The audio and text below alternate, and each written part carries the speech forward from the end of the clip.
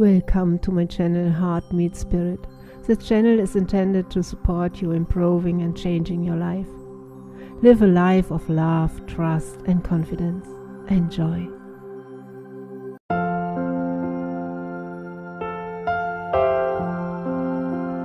I knew that when you're in pain, when you're in crisis, when you're in trauma, that when people are out of balance emotionally because of stress, the normal way the brain works is it prepares for the worst. So when we're injured, we're in crisis, we're selecting the worst thing that could happen to us instead of the best thing that could happen to us. And when you select that future, there's an emotional response like fear or anxiety. Turns out that those chemicals give the body an arousal, and they give them a rush, they give us a rush. So here I am trying to focus on what I do want to have happen, right? But my brain keeps going back to what I don't want to have happen. So it's 6.5 weeks of a dark night of the soul, because I had to train my brain, and I knew if I said the design has to be pure, it has to be complete, I have to reconstruct every vertebrae. If I lose my focus, and I start thinking about living in a wheelchair, whoops, that's the wrong signal. So just by intuition, I started working on my presence, my ability to pay attention and stay present. And every time I lost the present moment, I would come back. And I started to notice that when I got frustrated and I did it, would get worse. When I just noticed that it happened and I came back, non-judgment observation. Yeah, there was just no emotional reaction, there was no charge, and I was able to navigate. And at the end of 6 weeks, it just felt like I hit a tennis ball in the sweet spot. So were you just, so was this meditation, pure just meditation, or was this intentional of a visualization of something? It was both. Visualizing? It was both. I knew that I'd have to first get in the present moment. You know when someone's present with you in your life because they're paying attention. You know when they're not present with you, they're not paying attention. So this is an intelligence. I got to be present with it and create a very clear design. So then I would have to, what I knew from my background in hypnosis is I would have to slow my brain waves down, get beyond my analytical mind. Now, once I'm in that state, I would have a clear intention, a very clear intention and a very clear focus. And when I started doing it well, my emotional state started to change. Instead of feeling frustrated, fearful, impatient, resentful, I was feeling joy and freedom, and because I was suppressing those emotional states every time I got present. Because those emotions bring us back to the past. So I had to work over time. And what I didn't know that I was doing the whole entire time was I was improving my brain's ability to pay attention and focus. That means I could visualize better. But secondly, more importantly, I was able to relax more into the present moment.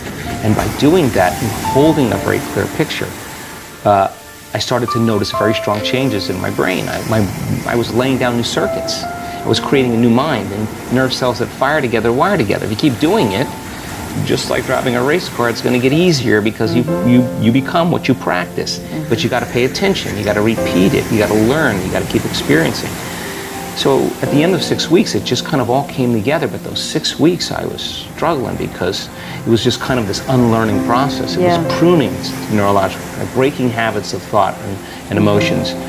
And then it worked. And so then I was back on my feet in 10 weeks. And then I just said if I was ever able to walk again, I'd spend the rest of my life studying the mind-body connection and mind over matter. And that's what I've been doing since 1986. I love medicine, and I have a great respect for it, and it really works well for chronic, acute conditions. You break your leg, you have appendicitis.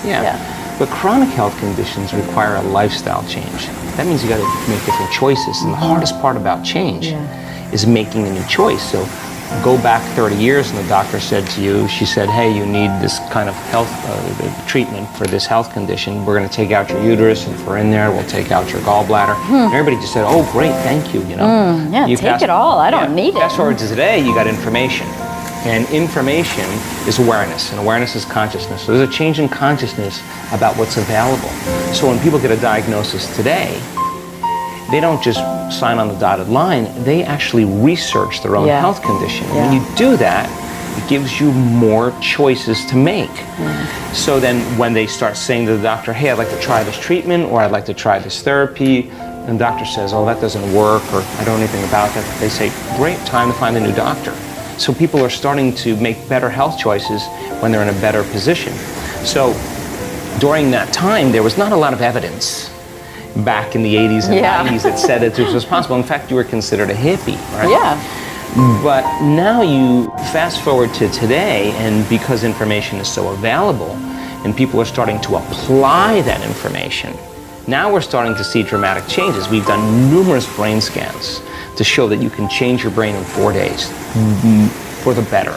80% of 1,000 people had a more than 90% change in their brain for the better just by practicing meditation. We know that you can train your heart to work more coherently. That means that when you're angry, when you're frustrated, when you're impatient, your heart beats out of rhythm. That's how powerful you are. And it really suppresses certain genes. So then change your emotional state. Wow, you start to see people practicing this kind of regulations. We have evidence that people can do that. We have evidence you can change your genes in 4 days. You can change your gene expression. You can make your immune system stronger by changing your emotional state. You can lengthen your life with just 60 days of meditation, 5 days a week. We've proven that you can lengthen your telomeres. So now you have evidence that common people can do the uncommon. You don't have to be a monk. You don't have to be a nun. You don't have to be a priest, an academic. The common people are beginning to wrap their minds around this and do the uncommon. There's evidence. This isn't just mystical information. So there it is. Science is that model. And then we have testimony. Like we have people that have healed themselves of stage 4 cancer, not once, not twice, not 3 times, and 4 times, over and over again. We have people that have healed themselves that were blind, that were deaf, that had tumors, that had Graves' disease, Hashimoto's syndrome, numerous Parkinson's patients, brain injuries, MS, rheumatoid arthritis, rare genetic disorders. This is the stuff Jesus was doing back in the day? I mean, that's what I'm hearing, is curing blindness and stuff. Well, no, if anybody is surprised, I have to tell you that it's me. I never thought I would see these kind of changes. Now you have evidence. You have evidence right now in testimony. So now evidence becomes the loudest voice, right? Yeah. So doctors now are saying, hey, you're not really responding to treatment. Why don't you try this? Now let me tell you why they're saying that. And that's because if you say, try this, and you see the evidence of people getting better, and the person's not responding to treatment, what else do you have? And doctors are now referring, oncologists are referring patients right to our office, right to our events, because it's an option for them. So then you have 3 types of stress: physical, chemical, and emotional. Stress is when your brain and body are knocked out of balance. The stress response is what your body innately does to return it back to order. All organisms can tolerate short-term stress. But the chronic stress is what pushes the genetic buttons that create disease. Now, most stress ends up as emotional or psychological stress. So physical stress, trauma, accidents, injuries, falls. Chemical stress, toxins, pesticides, pollutants, bacteria, viruses, molds, hangovers. And then you have emotional stress, family tragedies, second mortgages, single parenting, 401ks, traffic, whatever. And all of those things knock the brain and body out of homeostasis.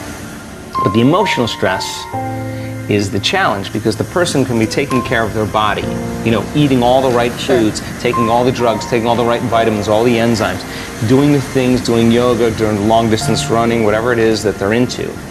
But if they're living in constant fear because of some threat in their outer world that's either real or imagined, or they're so mismanaging of their thoughts that those thoughts keep producing the fears, they're turning on that stress response by thought alone, then they could eat the most organic, healthy diet, do all the right exercise, but the body's living in survival because that's stress. So now you're mobilizing all this energy for some threat in your outer world. And there's no energy in your inner world for growth and repair. And so your body is actually utilizing all of its vital resources when it's feeling fear, when it's feeling aggression or anger, when it's feeling pain and suffering. The body is mobilizing enormous amounts of resources. If you're being chased by a tiger, you're not going to use 20% of your resources. You're going to go all in, right? So then what if it's not a tiger? What if it's just traffic? So what was once highly adaptive becomes very maladaptive. And when you turn on the stress response and you can't turn it off, now you're headed for disease.